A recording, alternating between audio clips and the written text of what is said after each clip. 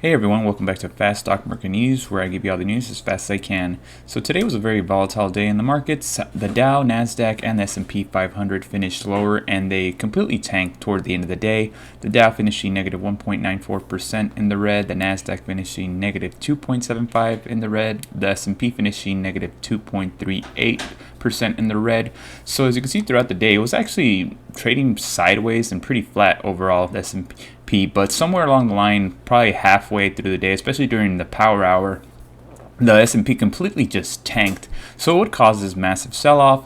A lot of it has to do with basically the uneasiness of the market right now. Currently, everyone's a little bit afraid of the CPI numbers that are coming on Friday, and the White House didn't help the cause by basically stating that they believe that the inflation numbers will be elevated. So a lot of that probably has to do with food prices, along with the gas prices that we're facing right now as consumers. But here's the numbers you need to be on the lookout for on Friday. So on Friday, the expected annual rate by economists is expected to have the inflation be at 8.3. This is very important to keep track of 8.3. If this is 8.4, 8.5, expect a massive red day. The markets are just going to completely tank if we're over 8.3%. And going back to that point, what did that White House mean by inflation numbers to be elevated?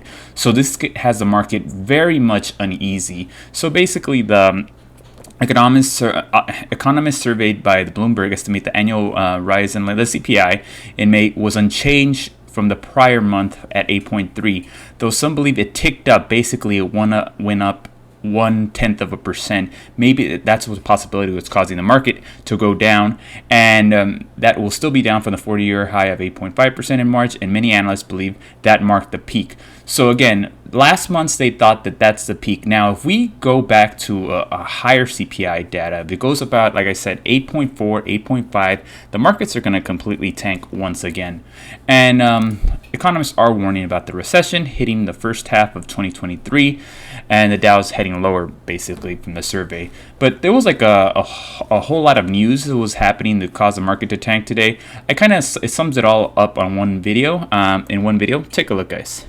Now, there's so much to digest today alone, right? The market started off in a bad mood because of the ECB, hawkish commentary. The Atlanta Fed GDP number for second quarter is now at 0.9. That was at 2.1 just a month ago. And then, of course, the CPI tomorrow. And I know that the CPI number is important, whether it's better or worse. It's going to be high, Scott. It's not going down materially anytime soon. And I do not think that the Fed can actually get the inflation down to a 2 or 3% level anytime soon. And so that's going to be an overhang on the market. If you look at the components of CPI, it's really important to see.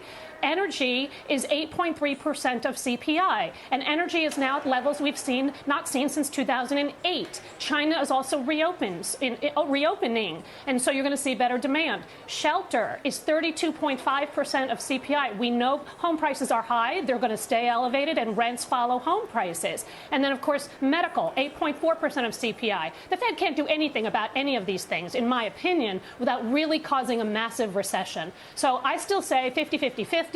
Is what they're going to have to do. We now have to watch the ECB, and they're behind the curve. And so there's a lot to grapple with at this point. No wonder why the market has been in this sloppy trading ranges and the multiples have contracted. There you have it, guys. It's just a whole medley of a bunch of negative news right now in the stock market. But like I said, probably the major takeaway from all this is, once again, we have to keep a lookout for that 8.3 number. Again, the CPI data is released at 5:30 a.m. Pacific Standard Time.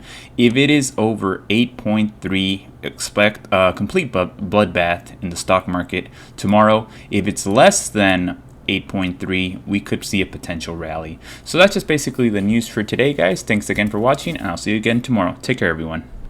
Thanks again, everyone, for watching Fast Stock Market News. If you enjoyed the video, consider subscribing, commenting, or liking the video. I would greatly appreciate it. My name is Gio, and I'll see you tomorrow, guys. Take care.